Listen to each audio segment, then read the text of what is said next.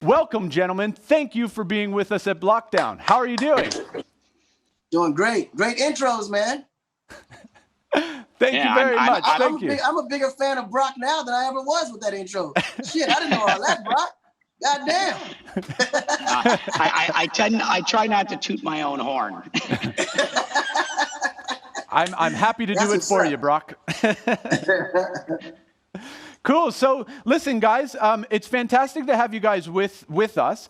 I think a lot of people don't know that you're connected in some kind of a way, but through, this space that I've come to love so much over the last few years, everybody seems to connect with everybody at some point, and it becomes this one big, powerful community of people. Maybe you guys can discuss, maybe starting with you, Brock, where did you guys meet? How did you meet? And what is that story?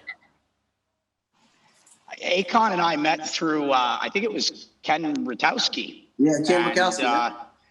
And then we started doing a little bit of work around games and just other stuff. I mean, if you know Akon's background, you know that he's more than just an artist, an incredible artist. He's also a manager that, has the eye for talent and has discovered many other major stars. He's got clearly a knack for business. And he's focused on making the world a better place and is doing incredible things in Africa. And so we hit it off, and that eventually led to discussions around cryptocurrency and the ways that Akon could get into this business and do something. As I recall it, he was the first major celebrity to recognize the work that we were doing. And so I was giving a talk in 2014 at the Milken Global Conference, and I'd put Gavin Andreessen and Charlie Lee of Litecoin and a few others on a panel. Akon was there speaking about something separately, and we were chatting. I said, at the end of your talk, say Bitcoin Africa, it's going to change the world. He's like, but what if they ask me a bunch of questions? I said, everyone will assume you know what you're talking about. And he did, and that, basically the press started covering, that Akon is like, big into Bitcoin and all these things, and was the first major celebrity to really endorse the work that we're doing. And it makes me so happy, years later to see that, that early interest and call it early participation that he had, has evolved into him actually becoming an entrepreneur in the space, a builder in the space, and someone that's helping to bring this technology to the masses, specifically in the context of Africa. Akon, it's always a pleasure to see you. So grateful to be here with all of you. Thank you. No, absolutely. It's so funny when Brock tells that story at the Milken, because I know I was tossed a couple coin questions and crypto questions, and mind you, at the time I had no idea what that shit was, because Brock was just giving me the intro. He kind of gave me the full spill of what this looks like and why it's becoming the future. So I was already interested. So when I was asked, I just repeated everything I heard Brock say. And for sure, I sounded like a professional because I just copied and literally took everything he said and copied and pasted it into my speech. But after that, I was like, no, this shit is going to be super big. I got to figure out this whole thing out. And I definitely wanted to get more involved. And that's when I used to, really call Brock a lot, just kind of get more information from him, get advice. Whenever I was doing anything, I'd reach out to Ken, let Brock know I'm doing this. So when I got to the point where I wanted to create the Akoin concept, he was the first person I went to. He took me by his office, gave me a full, you could say preview of what's happening and a nice tour of his staff and everyone. I got to meet everybody there. And he really took his time and was really patient with me and explained everything to me on who was doing what and how they were doing it, why they were doing it, where they were doing it, and everything like that. So it really gave me the you could say the confidence that I needed to really know that if I decided to go fully in this space, I had someone I can lean on. So that's why even now they're creating the whole Akoin piece, and what we want to do is no way I can move forward without having Brock by my side as far as what he wanted to do for Africa. Absolutely. And I'm certainly here and by your side, happy to support however I can. Absolutely. That's absolutely huge and absolutely fantastic to align and get that support from the cryptocurrency influencers out there. Maybe you can tell us a little bit about where you guys are together with Akon and maybe what the next steps may be in collaboration. I know Akon is really making some big moves, announcing some incredible partnerships and making some strides.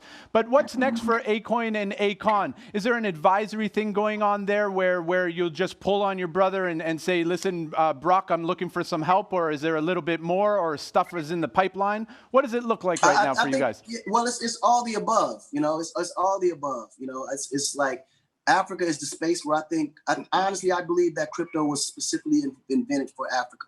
I think Africa is the perfect case study for why this cryptocurrency, this blockchain, and the whole technology fits. And being the fact that it's a very mature, you know, place when it comes to younger generation understanding digital world and mobile phones.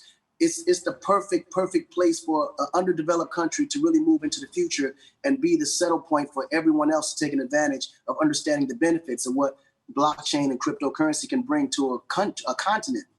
You know, so ultimately, every move that I make or my team is making, I mean, Brock right now is probably the most underpaid consultant and advisor, because I don't remember paying him a dime, but he's giving me billions of dollars worth of information. So I have to give it all back and figure out a way, you know, to where it all plays together. But of course, as you know, he's a monster in this space. There's nothing happening in this space that he doesn't know anything about. And I want to make sure that our appreciation for what he's done and what he's moved in for is all going to benefit to all of us in the future, because we're all doing the same thing, have the same thing in mind. We all want to change the world in a big way and allow people to get, you know, fair service and fair treatment throughout it. And it all starts with basic transparency. And I think this is going to be the platform that allows that. Yeah, and to add to those comments, I mean, yes, clearly here to assist and serve, you know, to the best of my abilities to, you know, help make the world a better place. And the point that Akon just made in the context of Africa, I've been saying for years, there's no place that's better suited for, call it, early mass adoption. Right. And that's because if you think about, call it, the developed world, in the developed world, we have mature infrastructure. We have, you know, call it mature payment systems. Some people don't know this, but what's the most advanced payment market in the world? Well, you know, China may be now all of a sudden, but prior to, you know, China rolling out Alipay and other payment systems, it was Kenya. And that's because of this concept of leapfrogging technology.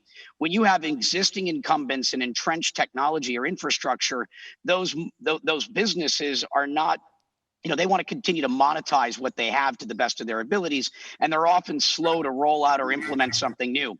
In a place like Africa that didn't have, call it, wired technology, they were able to skip straight to wireless. And in that same context, that they don't have all the same payment rails or the same, call it, financial infrastructure that we have, Africa can very easily leapfrog and jump to whatever the latest and greatest is, which is also a lot cheaper to implement. So, you know, Bitcoin and blockchain sort of technology is best suited in places like Latin America, Africa, Southeast Asia. And I think Africa is the ripest and best positioned to really take that major leap forward. And it's great to see, you know, the world's financial system being democratized in a way where everyone on the planet can have equal access. True financial inclusion. Absolutely. And just to add a little bit to that before we move forward, that was one of the reasons why, you know, we even wanted to build the Akon City. I felt like if you build a coin around, you know, the utilization aspect around the actual economy, it can really show the full, you know, case study in which we're trying to, you know, demonstrate in general. So I think this is going to be the first of its kind moving in, and I think it's going to allow everyone to know the potential of what this is for the future.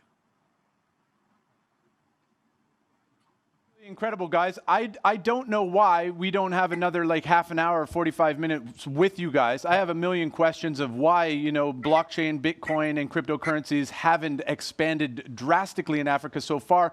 But we've run out of time already with you guys, which is absolutely crazy. But we have a lot to cover. I think, Brock, we have somebody that you may fancy coming up in a couple of guests to chill with Akon. And we have lots of stuff to announce and get to. So I really appreciate you guys taking the time. Brock, especially yourself. I know Akon's coming back again and again to talk about Akon, but Brock, thank you very much. And Akon, we will see you in a few minutes. You got it. Thank you again for having me.